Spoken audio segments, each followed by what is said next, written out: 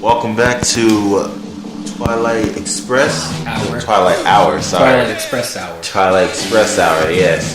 And we got Old Skull and Soul Speaker here this week 5. Whew. For those of us, those of y'all hearing the background music, I think it was pretty apt for the moment. It's War by Edwin Starr. I think that is a good song, especially when you brought it up. Especially for what's going on. Like this past week has been a little bit questionable. Yeah. It's like normally we try to go local and then try to work our way international, but I think we're gonna go right into the international stuff. So I already told those. So I'm not going to be going to the UK anytime soon. Oh yeah. You know what I mean? From what ended up, the sad thing was, I thought it was a joke when I first saw it because Jay Versace, he did a video about how Trump is stupid and how he's bombing Syrians. I'm all like, he can't be doing that. Looked it up. It's all over CNN. It is the headline. It's just like, he's like, oh yeah, they're tear gassing little children. And I was not standing for it. I launched a missile and I ended it. Like, no, that's not how you handle the situation. If Syrians want to kill Syrians, let Syrians kill Syrians. We don't need to get involved. That is quite an interesting thing. And like a lot of people really, one thing I have to recognize is that when Trump ordered the strike, I was just fascinated because I come from hanging out downtown or whatever. I was just chilling out, playing video games. I turned news 1 second. Trump bombed Syria. Ha ha ha. This must be a joke. It's not. But the craziest thing about this missile strike is that a lot of people were riding his dick about it.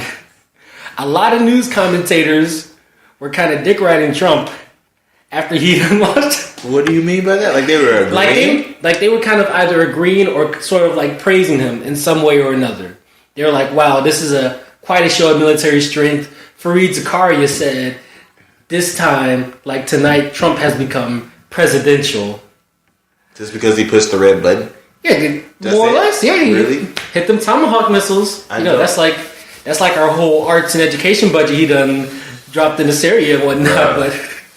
Bruh, $3 million trips, or no, $3 million budgets that we have throughout the United States, he literally just burned on a golf trip. I don't think he's presidential at all in financial, military reasoning to begin with and isms of any type. Racism, socialism.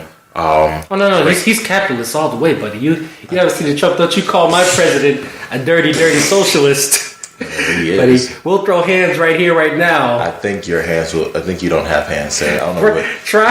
Try me. He has no hands. I don't know why he's talking. Okay, you play that mess what you want. But yes, that has sparked a rise, and a lot of people either agreeing or disagreeing with his actions and trying to understand whether they were what's the word? Supporters against resisting. No, the action itself wasn't a reasonable action. Could there have been another course that we could have taken to help out as opposed to just bombing entire places where it did cause a few casualties? Yeah, they were about 7 injured and 2 dead last estimates I heard. Yeah, so are we really helping or are we just antagonizing it? Well, yeah, that's a thing, and some things that a couple of my Facebook friends said, which president hasn't, launched a strike, which president hasn't, popped some shit off with a different country or whatnot, right? I can definitely agree with, everyone has their own method. I just don't believe that this method was very reasonable, and that's just my opinion. Yeah. So, I guess, can we move on to lighter stuff? Yeah.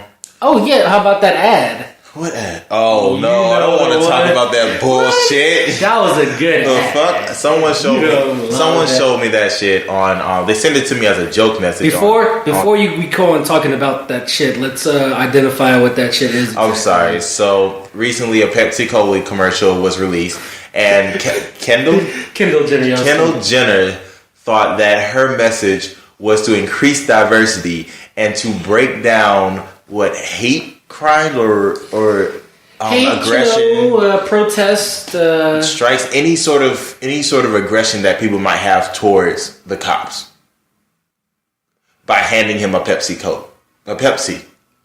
In all fairness,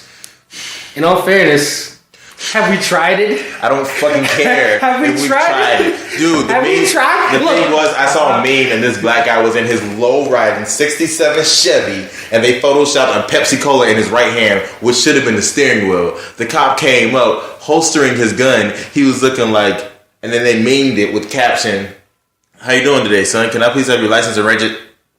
Is that a nice cold Pepsi you got there? Well, you go ahead and have a nice day, son. Look, all I'm saying is Black Lives Matter is quite an interesting movement. You know, they've got a lot of interesting protests, you know, Women's March and whatnot. There's a lot of resistance going out there.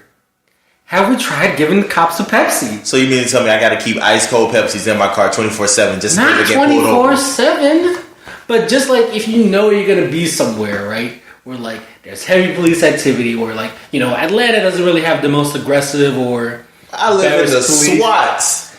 Cops are always over here. Cops are always over here, but they won't shoot you. You bet. Not unnecessarily. What? I live right behind the street where nothing but gunshots go off and cops go up and down. No, I'm not saying like gunshots. I'm saying like you won't have the choice or being like, you know, unexpectedly shot, right? Like, you won't really.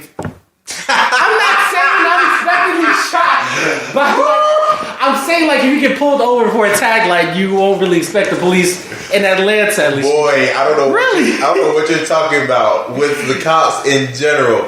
I'm going to be afraid where I get pulled over. When's the last time there's been unnecessary police shooting? Bro, I've never been pulled over. I don't want to think about the last time. Well, man, the last time an unnecessary cop shot someone. Yeah, like aggressive overuse of force or something of that nature. That happens around Atlanta on the daily. Damn, I must shoot. They do not report half the stuff, and then the stuff that you do find out about, oh, well, the cop was acting in resistance, and then guess what? Tapes come out. And then they're like, oh, yeah, well, he lost his job. Tapes come out months later after the kid's already been in jail, or after the guy and or woman has been in jail. Like, seriously. Damn. Some dude in Rockdale County, I saw him, he wasn't live, but I guess he was live when he recorded this. But it got shared into my timeline. This dude was like, yeah, I live in Rockdale County, and I literally was just moving the car for my mom. His mom was up there defending him, but he was aggressive. He was assertive. He was really not feeling the whole cops coming to his house because he thought he was suspicious. Suspicious. Wow. He turned on his camera and he just asked him for his ID, and he didn't give him his ID. And I'm like, okay, well, I would have given him my ID. I wouldn't have been like resistant to that. But at the same time, it's just like, give me a reason why you're asking for my ID. There's a reasonable search and seizure. Like, that's the Fourth Amendment. Me being suspicious should not be enough reason for you just to come over and just be like I could see if you saw smoke coming from the car, then you could say, oh, possible drug possession. Yeah, that's reasonable search or something of that nature. Like if they see something when they pull you over, right? That's something that they could like possibly conduct a search. I'm at the end of my driveway. You drive by. I wait for you to reach the end, and then I park my car on the other side of the street because it says I cannot park in this driveway between these times. Guess what time it is? It's after that time. So instead of me getting a ticket or getting booted, I'm going to move my car. Mm-hmm. And just because I wait for you to get to the end of the street doesn't mean anything. And then he went further to say, oh, you look suspicious. Okay, well, here's your reason. When you were looking suspicious, you got out your car, then you look back at your car. That's my reason. I might have just been trying to check if my car was locked. Mm-hmm. Like, search the car. I could care less. There are just some things that, like, the smallest thing should not be enough for you to just say, oh my God, he's doing something illegal. Go get him. I will say that I'm apparently pretty wrong. And as serious as what we just talked about is, I lulled a little bit inside when Bobby Hill came from the back just to shoot me them looks.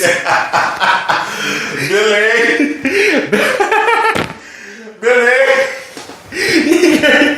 Did you see him? Billy, come here, Billy. No, tell Billy to stay back. We don't need him over here. Well, but like I do know that they are aggressive in the sense that they do sort of do a lot of unnecessary searches and pull over people a lot unnecessarily. Around where I live is like almost every other day, if not every day, that a cop's pulled over somebody for some small traffic thing or something. Yeah. I myself got pulled over because of a tag light right in front of my mom's house. Like as I was about to pull in, mm-hmm. They pulled me over like, oh yeah, hey, what's going on? Nothing. And I did that thing like when I was in the car, they pulled me over. I was listening to like video game station, like or music. I rarely play video games, so I changed to something else that seems less normal, which I think I don't know. That's some sort of self-defense thing. But then they're like, oh yeah, it's a tag light, and just go ahead and take it to the court or something. I was like, dang, that could have just let me off with a warning or something. They done gave me a full ticket for this. Yeah, that's why I was really kind of concerned with what my one of my tail lights went out. Yeah, my brake light. That's what it was. My tail light went out was just my brake light. So when I started braking, my top left blinker worked, but my top left light worked, but not my top right. So I had to get that fixed. It was a quick and easy fix, but it was just like I was on edge for that time period because the smallest thing could be escalated, and I'm not trying to be escalated. But now we know. Now we know that if we do get pulled over, we just pull out a nice cold Pepsi. I'm not here for that. And then boom. I mean, overall. Or maybe, I think cops would probably more so prefer a Fanta. So I'm just saying I remember those commercials too. Wanna, don't you wanna. But I believe, just to kind of break it down, I feel like she did hit a lot of different points in there where she was blonde at the beginning. She took off the blonde wig and threw it into a black woman's arms. Oh, yeah. Which was odd. There was this Middle Eastern person. Well, I'm just going to generalize it and say she was Middle Eastern or of Islamic faith. Yeah. She had on the hijab, and she was taking a photo of this. Like, yeah, this is exactly the type of movement that I need to take a picture of. I'm not saying that it's not something that we can band together and do, but the simplicity of thinking that it's so easy to do these things when it's not that easy, because you have to reach out to a plethora of people, not just one cop with a Pepsi. Like, it's really not. They sell Pepsis in bulk. I'm just saying it's not that simple overall. I'm just saying the movement would actually have to acquire for the cops to take seriously a non-aggressive approach to handling their situations, as well as people not being in fear, which is going to be the hardest thing to kind of, because everyone overall, be it a cop or not, lives in fear of something happening to them. And that reminds me of this MSNBC host, Chris Hayes, who had a book called Call Me versus the Nation. It's something you can look up. But he kind of talks about how sort of like black people or people that lives in the area, like SWATs, may view the police as a different force than people who may live in like Buckhead or Sandy Springs. Definitely. Because when I leave up out of... I take that back. When I come over here to this side of town, I feel comfortable. Primarily because I've grown up here the entire time. One time a cop came to my door asking me if my car was out on the side of the street. I was like, nah. And he was all like, well, I got to figure out whose car this is because we got neighbors around here complaining about how cars are blocking other people's driveways. And I'm just like, oh, well, I'm sorry. I'm pretty sure it's the people next door. He's like, you know what? Honestly, I don't really give a fuck. I just don't want them to keep calling. And they're really chill out here. Yeah. Like, this is an old community, but as soon as I leave up out of here, I'm on edge. I'm like, I could get pulled over for anything. I could get pulled over for being black, riding in a black car on black leather. They'll just be like black on black crime, playing black music, saying black music.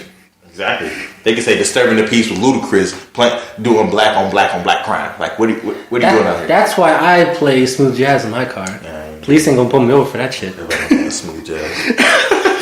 But that's to kind of bring that down. Because, like people around here, we see them pops as maybe sort of more of an enforcing agency than a protection agency, right? We see them as more as a reason to sort of maybe they're trying to bring us down rather than maybe protect our interests and protect our community, which is a strange divide, I think, along racial lines, especially when you consider, America's police system more or less, in the...